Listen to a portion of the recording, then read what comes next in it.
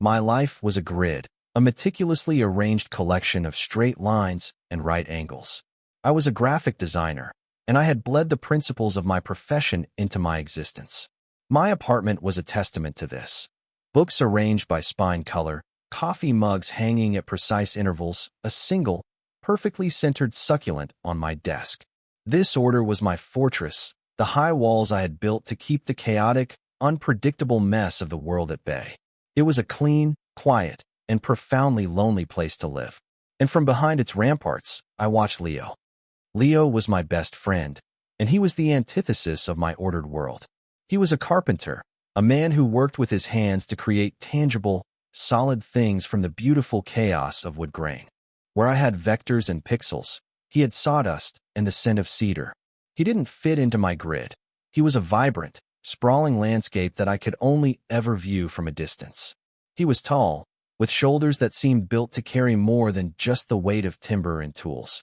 His voice was a low rumble, a sound that felt like it originated from the center of the earth, and it was the only sound that could ever truly soothe the frantic hum of my own anxiety. We had been friends for 7 years, a friendship forged in the fires of a truly terrible shared office space right out of college before we both found our true callings. He was the anchor in my life, the one constant I allowed to breach my carefully constructed walls. He would show up at my door with beer and pizza, his presence filling my sterile apartment with a warmth and life it otherwise lacked. He smelled of pine and something uniquely his own, a clean, masculine scent that lingered long after he was gone, a ghost of comforting chaos in my pristine space. And I, of course, was hopelessly, secretly, and painfully in love with him. It was an ache I had lived with for so long it had become a part of my anatomy, a phantom limb that throbbed with a constant, low-grade yearning.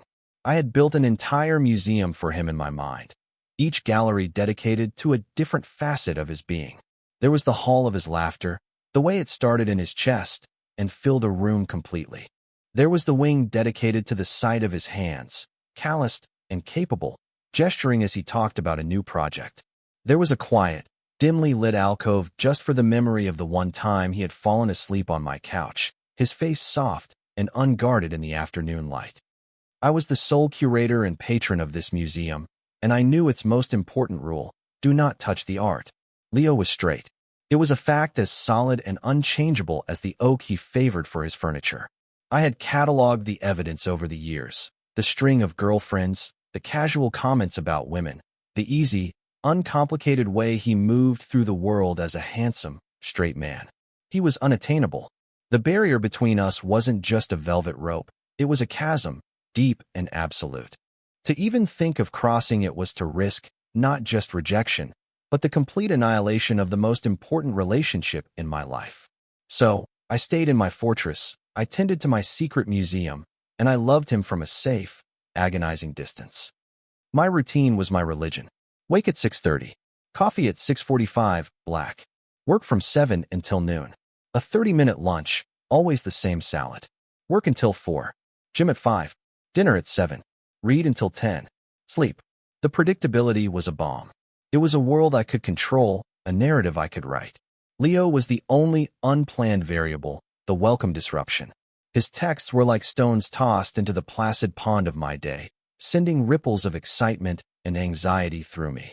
A simple beer tonight could derail my entire evening in the most wonderful and terrifying way. I would spend the hours before he arrived in a state of controlled panic, cleaning what was already clean, fluffing pillows that were already perfectly placed. I would change my shirt 3 times, trying to find the one that looked the most effortlessly casual, the one that didn't scream. I have spent my entire adult life waiting for you to notice me. When he would finally knock, that solid, confident rap of his knuckles on the door, my heart would perform a frantic, clumsy drum solo against my ribs. Then I would open the door, and there he would be, a grin on his face, a six-pack in his hand, completely oblivious to the symphony of chaos he had just conducted inside my chest. "Julian," he would say, his voice a warm, welcome invasion, and step inside. And for a few hours, my fortress would feel like a home. We would talk about his work, my clients, about movies and stupid internet memes. I would watch the way the light caught the gold flecks in his brown eyes, and commit it to memory for a new exhibit in my museum. I would listen to the cadence of his speech, filing it away. I would breathe in his scent and try to anchor myself in the moment, knowing it was fleeting. When he left, the silence he left behind was always heavier than the silence that had been there before. The warmth would dissipate, and the apartment would feel cavernous and cold again. I would be left alone with the echoes of his voice and the lingering scent of sawdust and beer, the curator locking up his museum for the night, surrounded by priceless treasures he could never, ever own. This was my life, a quiet, orderly existence punctuated by the beautiful, painful presence of the man I loved. I had accepted it. I had convinced myself it was enough. I had never expected that a burst pipe would be the thing to wash it all away. The disruption began with a sound, a groaning, shuddering noise from within the walls of my bathroom, followed by a sudden, violent hiss. I found the source in the wall behind my toilet, a rapidly darkening patch of drywall that soon began to weep, then bleed water onto my pristine white tiles. My meticulously ordered world was literally springing a leak. Panic, cold and sharp, seized me. This was not on the schedule. This was not part of the plan. 2 hours later, a grim-faced plumber had shut off my water supply and delivered the verdict. A major pipe had burst. It would require tearing out a section of the wall. There would be no water for at least 3 days, maybe more. The fortress had been breached. The grid was shattered. I stood in my silent, dripping apartment, feeling a sense of profound displacement, as if the floor had dropped out from under me. My sanctuary was compromised, rendered uninhabitable. My first instinct was to find a hotel. A clean, anonymous room where I could replicate my routines on a smaller scale. It was a logical, self-contained solution. But before I could even open the app on my phone, it buzzed with a text from the only person I had told about my domestic disaster. It was from Leo. "Plumber leave? What's the damage?" I explained the situation in a few short, clinical sentences. His reply came back instantly. "Don't be an idiot and get a hotel. You're staying with me. I have a spare room. It's not a request." My heart hammered against my ribs. Stay with Leo. In his house. A place I had only ever visited for a few hours at a time. A place that was the heart of his chaotic, wonderful world. It was an environment I couldn't control, filled with the overwhelming, 24/7 presence of him. It was terrifying. It was irresistible. Every instinct for self-preservation screamed at me to say no, to retreat to the sterile safety of a hotel. But the yearning, that deep, foundational ache in my chest, whispered a single, seductive word. "Yes." "Are you sure?" I typed back, my thumb hovering over the send button. It was a weak protest, a final nod to the part of me that knew this was a terrible, dangerous idea. "I'm on my way to help you pack a bag," was his only response. The decision had been made for me. The landscape I had only ever admired from afar was about to become my temporary home. The art was coming off the wall, and I was terrified I was about to discover it was even more beautiful up close, and that the chasm I had always believed was between us was about to become a tightrope I didn't know how to walk. Leo's house was exactly like him, solid, warm, and smelling faintly of wood and fresh coffee. It was not a grid. It was a comfortable, lived-in space where books were stacked on floors and a half-finished mug sat on the arm of a worn leather sofa. His presence was in every corner, from the heavy, hand-carved coffee table to the framed architectural sketches on the walls. My sterile fortress felt like a distant memory, a black-and-white photograph compared to this vibrant, full-color world. "Guest rooms upstairs," he said, hefting my overnight bag as if it weighed nothing. "Bathrooms just across the hall. Make yourself at home, man." Seriously, he smiled, that easy, open grin that always made my stomach perform a slow, lazy flip. It was one thing to see that smile across a table in a bar. It was another to see it in his own kitchen, under the warm glow of his lights, knowing I would be sleeping just a few feet away from him. The first night was an exercise in hyper-awareness. Every sound was magnified. The creak of the floorboards as he moved around downstairs. The low rumble of the television. The rush of water as he took a shower. My mind supplied the details my eyes couldn't see. The steam fogging the mirror, the water sluicing over his broad shoulders. I lay in the strange bed, the sheets smelling of his laundry detergent, a clean, fresh scent that was so intimately his. Sleep felt like a distant country I had no visa for. My own breathing was too loud in the quiet of the house, my heartbeat a frantic drum against the unfamiliar mattress. I was navigating a new set of boundaries, a dance of excruciating awkwardness. In my own apartment, our interactions were contained, limited to a few hours. Here, the small domesticities of life were laid bare. The next morning, I stumbled into the kitchen to find him already there, shirtless, wearing only a pair of gray sweatpants slung low on his hips. He was pouring coffee, his back to me. The intricate map of muscles across his shoulders and back tightened and relaxed with the simple movement. It was a sight so casually intimate it felt like I was stealing something, looking at a private masterpiece I had no right to see. He turned, and for a split second, there was no recognition of the shift between us. "Morning," he rumbled, his voice thick with sleep. "Coffee." Then he seemed to remember I was there, an alien presence in his morning routine, and a flicker of something. Awkwardness, maybe, crossed his face before he masked it with his usual grin. I mumbled a thank you, my eyes fixed on the coffee mug, unable to look at the expanse of his bare chest. The air was thick with unspoken things, with the charged potential of this new proximity. My sensory awareness was dialed up to an impossible degree. Everything was about him. The scent of his soap that clung to the damp towel in the bathroom. The weight of his gaze when he'd look up from his laptop and catch me staring into the middle distance, lost in my own anxious thoughts. The accidental brush of our arms as we passed in the narrow hallway was no longer a minor incident. It was an electric shock, a jolt that sent a tremor through my entire system. I would retreat to the guest room, my skin humming, and try to recalibrate, to force my world back onto its axis, but the house itself was tilted, everything sliding inevitably toward him. We fell into a strange, temporary domesticity. I worked from the guest room. He worked in his workshop out back. We'd meet for lunch, making small talk that felt both perfectly normal and deafeningly loud. The mundane became monumental. Watching him cook dinner, the fluid efficiency of his movements as he chopped vegetables, became an event I would replay in my mind for hours. He was so present, so grounded in his own skin, while I felt like a ghost, a nervous energy haunting the edges of his life.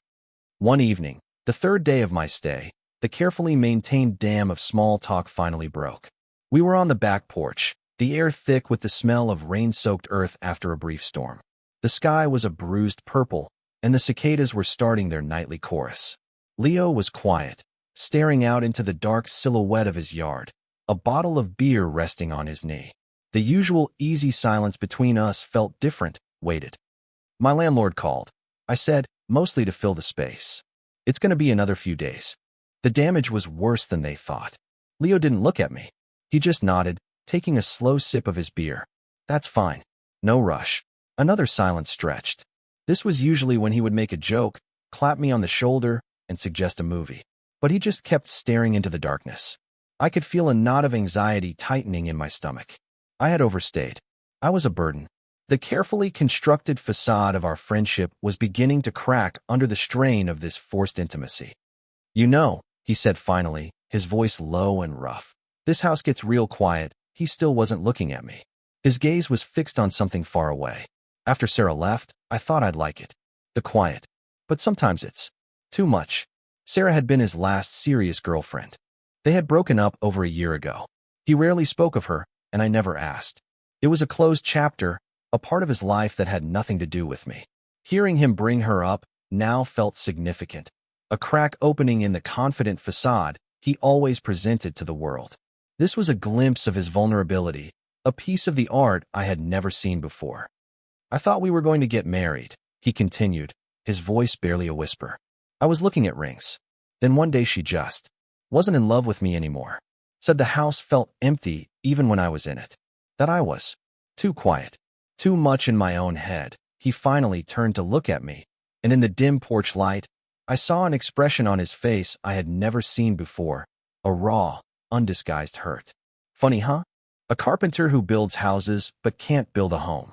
My carefully constructed walls, my fortress of solitude, suddenly felt like a pathetic, childish thing.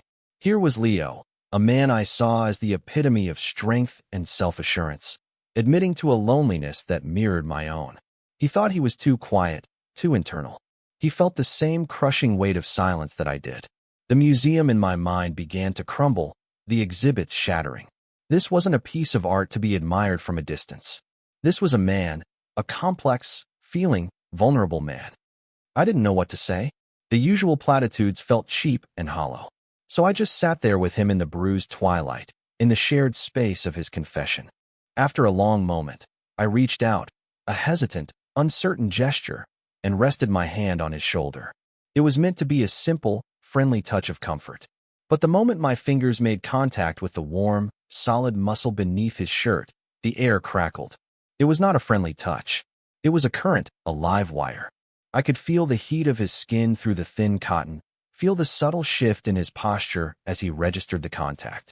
My heart was a trapped bird beating against my ribs. I should have pulled away.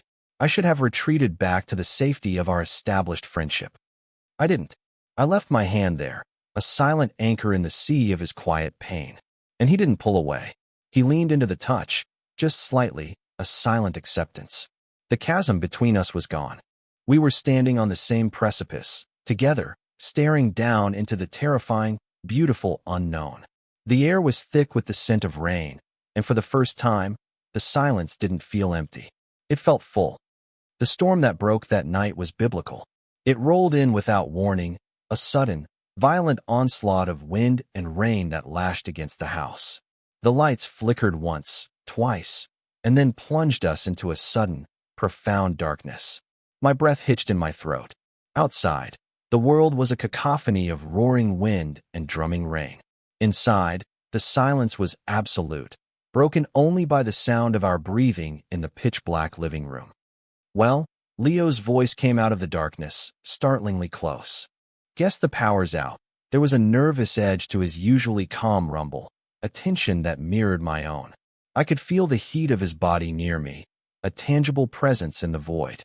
He had been sitting on the armchair across from the sofa where I sat, but now his voice was right beside me. He must have moved in the instant the lights went out. "I'll find my phone," I stammered, fumbling on the cushion beside me. "For the flashlight." "Don't worry about it," he said. His voice was a low murmur, a sound that seemed to vibrate through the floorboards and up into my bones. Sometimes it's good to just sit in the dark. The darkness was a strange kind of intimacy. It stripped away all pretense. We were just two people in a room, invisible to each other, our presence defined only by sound and warmth. The charged energy from the porch earlier had followed us inside, and now, trapped in this blackout, it was amplifying with every passing second. I could hear the soft rustle of his clothes as he shifted his weight. I could practically feel the rhythm of his breathing. My own heart was a frantic, panicked mess, a wild counterpoint to the steady storm outside. "Julian," he said, his voice softer now, questioning. My name hung in the air between us, a fragile, trembling thing. "Yeah," I whispered, my throat tight. There was a long pause, filled only by the roar of the rain. I held my breath, waiting. This felt like a pivotal moment, a turning point from which there would be no going back. The orderly grid of my life had been washed away by a burst pipe, and now a storm was erasing the last of the lines. Then I felt it, the subtle dip of the sofa cushion next to me, the warmth of his body as he moved closer, so close that his knee brushed against mine. The contact was electric, a searing point of heat that seemed to burn through my jeans. My entire body went rigid. This was it, the point of no return. "Is this okay?" he asked, his voice a raw, vulnerable whisper that was almost lost in the storm. Was this okay? It was the question I had been simultaneously dreading and longing to hear for 7 years. It was permission.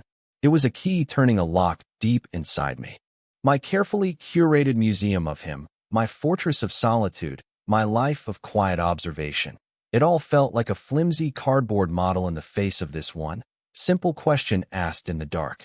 The fear was a cold, coiling thing in my stomach, but the want, the deep, aching want, was a fire that burned hotter. I couldn't find my voice. The words were trapped somewhere between my heart and my throat. So I just nodded, a useless gesture in the complete darkness. Then, realizing he couldn't see me, I managed a single, shaky word. "Yes." The air shifted. The last barrier between us dissolved. I felt his hand, large and warm and calloused, find mine. His fingers laced through my own, a firm, grounding pressure that sent a shockwave of pure feeling straight to my core. It wasn't a friendly handhold. It was a statement, a confession. His thumb stroked gently over my knuckles, a small, deliberate movement that spoke volumes. He leaned in closer. I could feel his breath on my cheek, warm and smelling faintly of beer and the rain-washed air. My world narrowed to this single point in space and time, to the infinitesimal distance between his lips and mine. The storm outside raged, a perfect soundtrack for the tempest inside me. This was chaos. This was the unpredictable mess I had spent my life avoiding. And it was the only thing I had ever truly wanted. When his lips finally met mine, it wasn't a collision. It was a discovery. It was slow, tentative, a question asked without words. His lips were soft, hesitant, searching. It was a kiss that held years of unspoken friendship in a universe of newfound uncertainty. I responded with equal caution, a trembling affirmation. It was just a gentle pressure at first, a silent acknowledgement of the monumental line we were crossing. Then, he made a soft sound in the back of his throat, a low groan of what sounded like relief, and deepened the kiss. The tentative question became a declarative statement. His other hand came up to cup my jaw, his thumb stroking my cheek, and I melted into the touch. All the years of yearning, of secret observation, of hopeless longing, poured out of me into that kiss. I was no longer the curator of a museum. I was part of the art, a living, breathing participant in the beautiful, terrifying masterpiece we were creating in the dark. My mind, usually a frantic hive of overthinking, went blissfully, blessedly silent. There was only this. The warmth of his mouth, the solid presence of his hand on my face, the roar of the storm, and the feeling, for the first time in my life, of coming home. The storm passed as quickly as it had arrived. By the time we broke apart, breathless and trembling, the rain had softened to a gentle patter against the windows. The silence that filled the room now was different. It was not empty, not awkward. It was full of the weight of what had just happened, a dense, shimmering thing. In the darkness, I could just make out the silhouette of his face, inches from mine. Neither of us spoke. There were no words for what had just passed between us. Eventually, the power flickered back on. The sudden return of light was a harsh, unwelcome intrusion. We flinched, pulling back from each other as if caught doing something wrong. The living room looked exactly as it had before, but everything was different. The chasm had been crossed. The line had been obliterated. And in the stark, unflinching light, I saw the look on Leo's face. It was a complicated mix of shock, fear, and something else I couldn't quite name. He wouldn't meet my eyes. He started, his voice rough. He stood up abruptly. I'm gonna turn in. He didn't look at me. He just turned and walked out of the room, leaving me alone on the sofa, the ghost of his kiss still burning on my lips. The silence he left behind this time was the most crushing I had ever known. The awkwardness of the next morning was a physical entity, a thick, suffocating fog that filled the house. I woke up after a night of fitful, dream-haunted sleep feeling as though the kiss had been a hallucination, a fever dream brought on by the storm. But the lingering sensitivity of my lips and the hollow ache in my chest told me it had been real. I crept downstairs, my heart pounding a nervous rhythm against my ribs. Leo was in the kitchen, already dressed, staring intently into a coffee mug as if it held the secrets of the universe. He was fully clothed, a barrier of denim and cotton erected between us where last night there had been only darkness and proximity. He looked up when I entered, his eyes meeting mine for a fraction of a second before skittering away. "Morning," he said, his voice clipped and unnaturally formal. It was the voice he used with clients, not with me. "Morning," I replied, my own voice a pathetic croak. The easy domesticity of the past few days had vanished, replaced by this stilted, brittle formality. We moved around each other in the small kitchen like strangers, a careful choreography of avoidance. Every potential for accidental touch was meticulously sidestepped.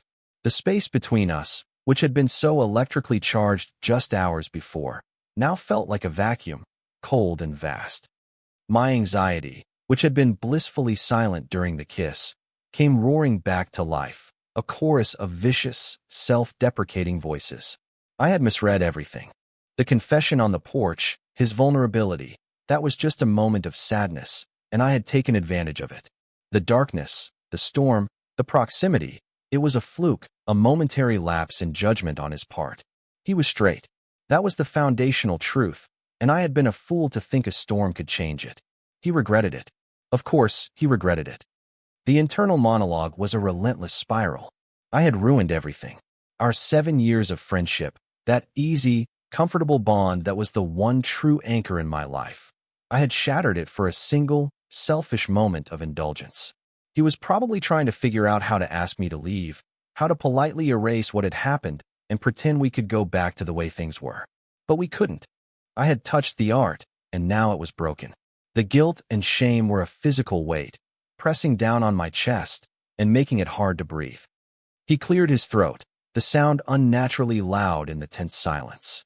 "I have to go to the site today," he said, his gaze fixed on the sink. "Probably be gone most of the day." It was a clear dismissal.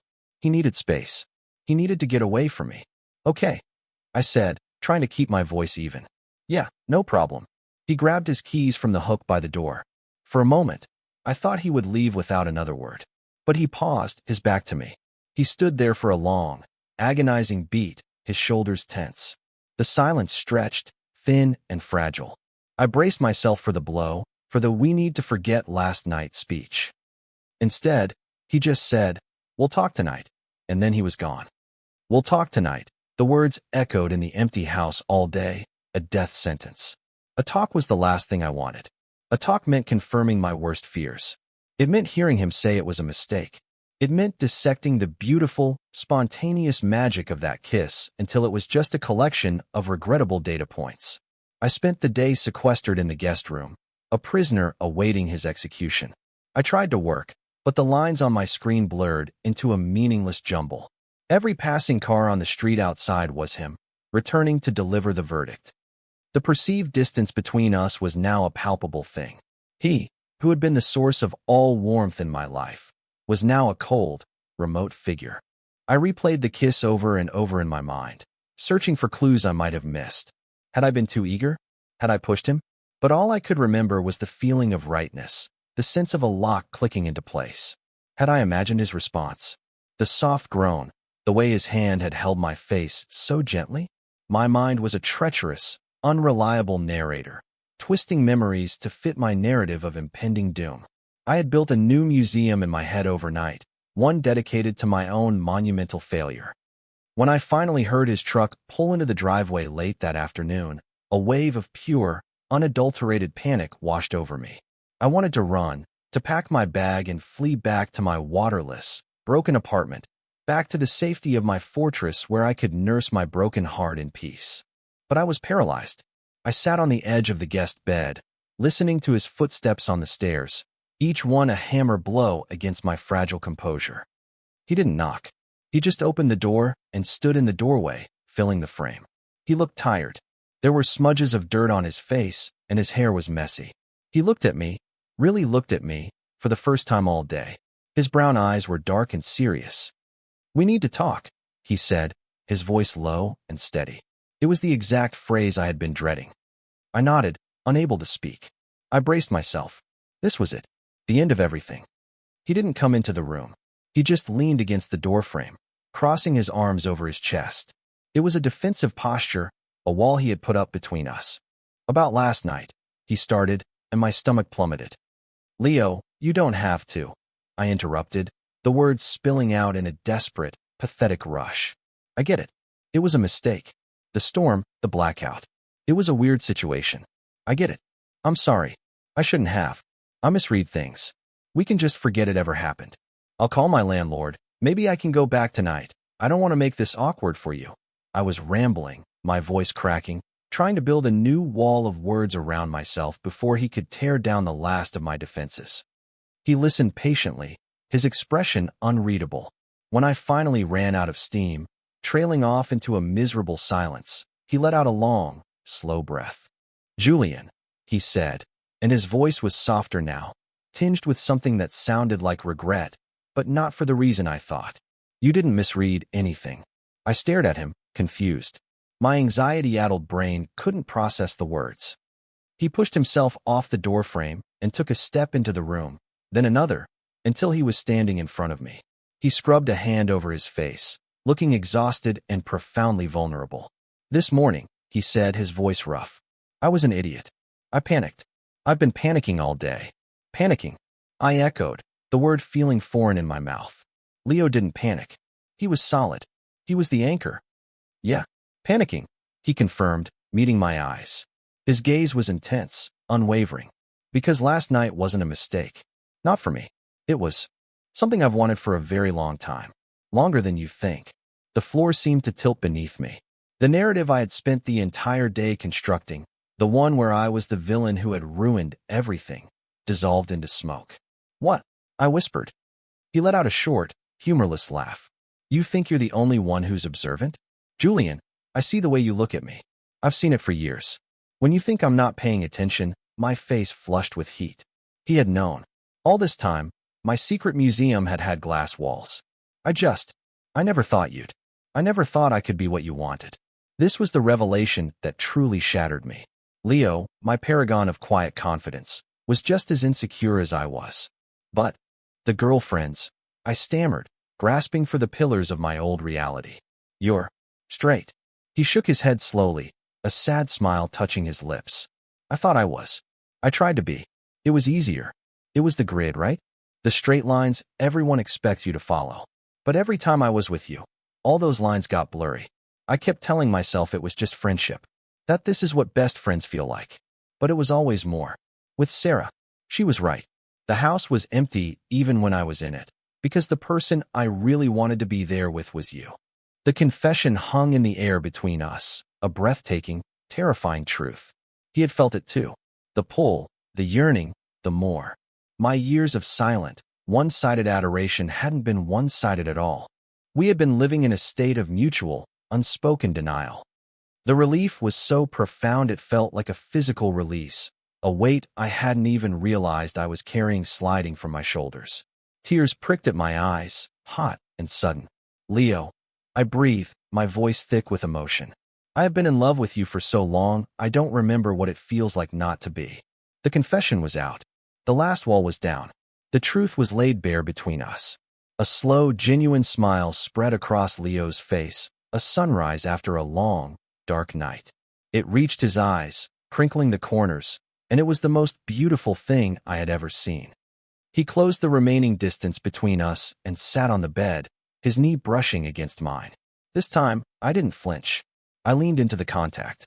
"So," he said softly, his voice a warm rumble that wrapped around me like a blanket. "No more misreading things. No more, I promised." He reached out, his hand cupping my jaw just as it had in the darkness. But this time it was in the clear light of day. There was no hesitation, no uncertainty. He leaned in and kissed me again. And this kiss was nothing like the first. The first had been a question mark. This was an exclamation point. It was sure and deep and full of all the words we hadn't known how to say. It tasted of relief and homecoming, of years of pent-up longing finally set free. It wasn't the chaos I had feared. It was the only kind of order that had ever truly made sense. We didn't go back to the way things were. We moved forward, into something new and fragile and infinitely precious. The days that followed were a quiet revelation. My stay at his house was no longer a temporary imposition. It was the beginning of our life. The awkwardness was replaced by a gentle, exploratory intimacy. We navigated the new dynamic with a kind of reverent care. There were firsts that felt both monumental and perfectly natural. The first time we held hands while watching a movie on his worn leather sofa, his thumb stroking mine in the exact same way it had in the dark. The first time I woke up in his bed, the morning light filtering through the blinds, his arm slung protectively over my waist, and his steady breathing a warm puff against the back of my neck. I had spent years imagining what it would be like to be this close to him, and the reality was 1,000 times better, grounded and real and breathtakingly simple. The house, once a foreign territory, began to feel like home. My things started to mingle with his. My coffee mug next to his by the sink. My book on his nightstand. These small integrations were markers of a larger shift. The rigid grid of my old life was gone, replaced by the warm, organic patterns of a life shared. We were learning a new language together, one made up of quiet glances, shared smiles, and the easy comfort of touch. We learned the small, intimate details about each other that you only discover through proximity. I learned that he hummed, a low, tuneless sound, when he was concentrating on a sketch. He learned that I couldn't sleep without the window cracked open, even in the cold. We talked for hours, filling in the spaces that had been left blank by years of friendship. He told me about his fears, about the pressure he felt to be the strong, capable one all the time. I told him about my loneliness, about the fortress I had built, and how I had never realized I was my own prisoner. One evening, a week after the storm, my phone buzzed with a message from my landlord. The repairs were finished. The water was back on. I could go home. I read the message out loud to Leo as we sat on the back porch, in the very spot where he had first shown me a crack in his armor. He was quiet for a moment, and a familiar flicker of anxiety stirred in my chest. But then he looked at me, his expression soft. "So," he said, a gentle, teasing humor in his voice. "Are you going to make me ask you to stay, or are you just going to move in and save us both the trouble?" I laughed, a real, unburdened sound. "Are you sure you want all my right angles messing up your comfortable chaos?" "I think," he said, reaching across the space between us to take my hand, his fingers lacing through mine. "Your right angles are exactly what my chaos has been missing." It was in those small, quiet moments that our relationship truly deepened. It wasn't about grand gestures. It was about the profound intimacy of the mundane. It was in the way he'd bring me a cup of coffee in the morning without asking, made exactly the way I liked it. It was in the way I'd find myself tracing the grain of the wooden table he'd built, feeling a connection not just to him, but to the things he created. The ghost of his scent no longer haunted my apartment. It was a constant, comforting presence in my life. The low rumble of his voice was no longer a sound I had to commit to memory. It was the soundtrack to my days. We created our own small rituals, our own private callbacks. Anytime a storm would roll in, he would find my hand in the dark and whisper, "Is this okay?" And I would whisper back, "Yes," before he would lean in to kiss me. The inciting incident, the burst pipe that had felt like the end of my world, became our inside joke, the ridiculous, chaotic beginning of the best thing that had ever happened to me. I finally understood that the fortress I had built wasn't for protection, it was a prison. It had kept me safe, but it had also kept me from living. The fear of vulnerability, of rejection, had been the lock on the door. It took Leo, with his quiet strength and his own hidden insecurities, to show me that the risk was the whole point. True connection isn't found in the safety of straight lines and predictable routines. It's found in the messy, beautiful, unpredictable space between two people who are brave enough to let their walls down. I had spent so long as a passive observer of my own life, curating my feelings in a lonely museum. Now, I was an active participant. I was no longer admiring the art from a distance. I was living inside it.